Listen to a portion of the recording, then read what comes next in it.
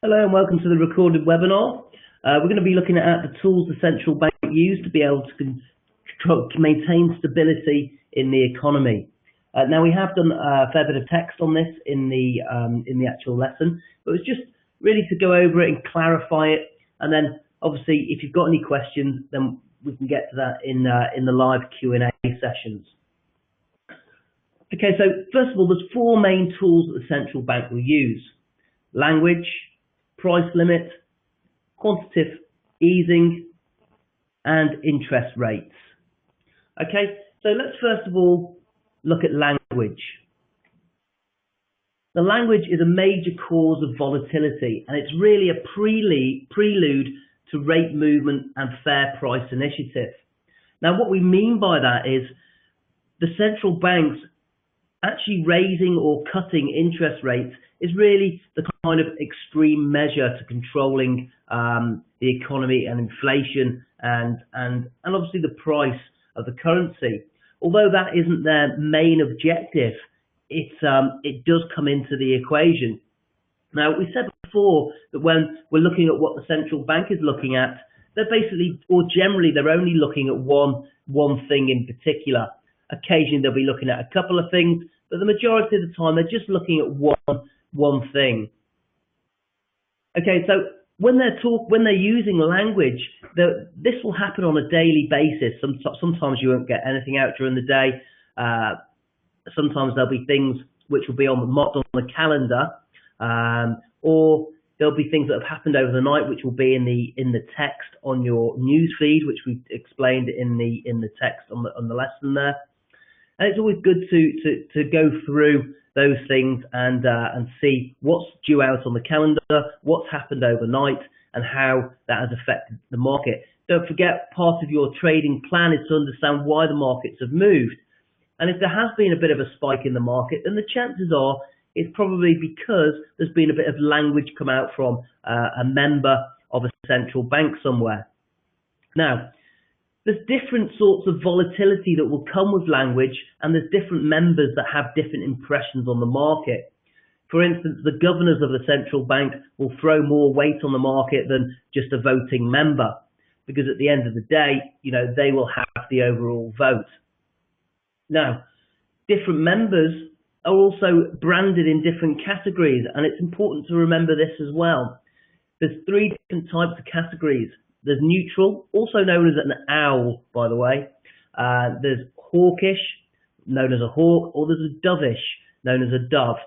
Now, normally when you see on the news feed that a member has spoken from the central bank, it will normally tell you whether they're hawkish or dovish. Now, the reason for that is if they're making a comment which is in line with what they're branded as, then the markets probably won't move that much because it will be expected. So, for instance, if I was a hawkish member of the MPC from the Bank of England, and I said, I think interest rates need to go up sooner rather than later. If I was to announce that statement, the market probably wouldn't move as much as if I was a dovish member who are actually against interest rate hikes or would prefer to hold off on interest rate hikes. If I was a dovish member and was to say the same statement, then the market would move a lot more with a lot more volatility, because it's not expecting to have a hawkish comment from a dovish member of the central bank.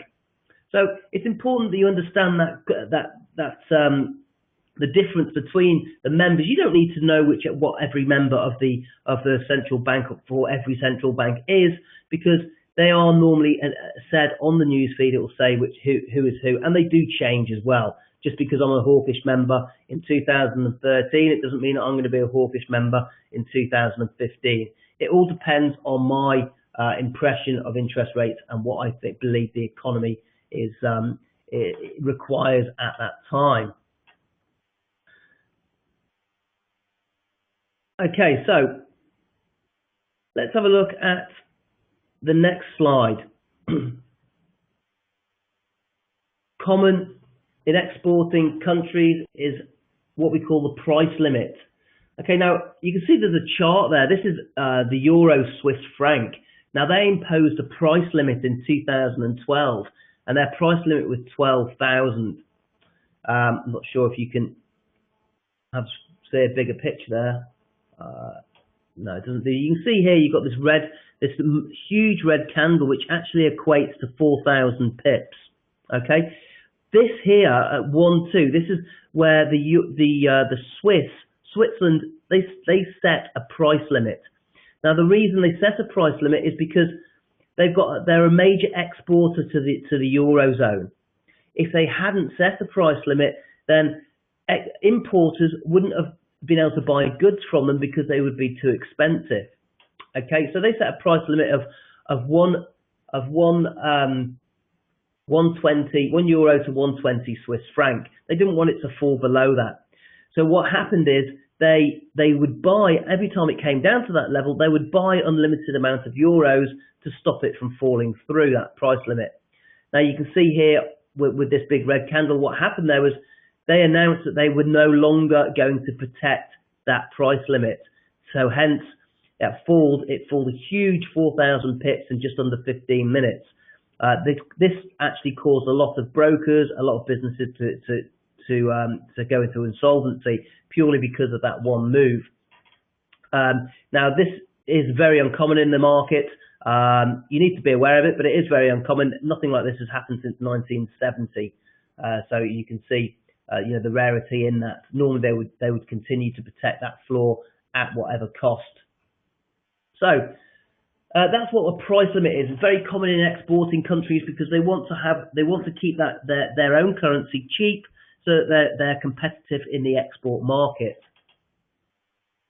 Okay, extreme measures, quantitative easing. Okay, now this is when the economy really isn't growing as it should be, or it may even be slipping into deflation.